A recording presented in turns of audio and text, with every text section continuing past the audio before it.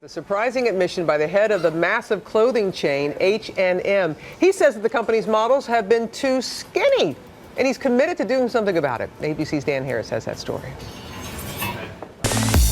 It is an industry where thin is always in, where the faces staring out from the pages of glossy magazines often bear little resemblance to the actual customers, where models are frequently gaunt and underfed, creating an unattainable ideal for impressionable young girls and loud complaints from critics and parents.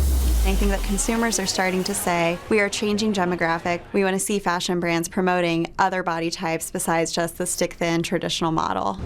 Into this supercharged atmosphere walks the young CEO of H&M, one of the world's largest clothing retailers, with an eyebrow-raising admission. Karl Johan Persson telling Metro World News, quote, "Some of our models have been too skinny. That's not okay." Persson says his large and very visible company has a huge responsibility and that he wants to show diversity in our advertising and not give people the impression that girls have to look a particular way.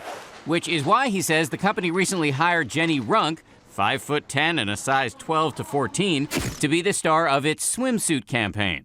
I think there needs to be more models of every shape, size, color, type, everywhere, in all of the media. Runk is an outspoken defender of having a healthy body size and a vehement critic of the mean girl culture that says otherwise. Once I got to really know and love my body, I realized that I am the only person who can judge me. The H&M CEO points out that aside from using Runk, the company is also now using Beyoncé, who is, quote, a bit curvier, in its ads as well.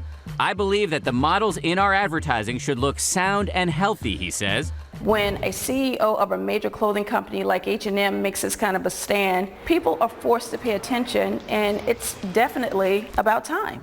So will these moves by H&M's young CEO bleed out to the rest of the fashion industry?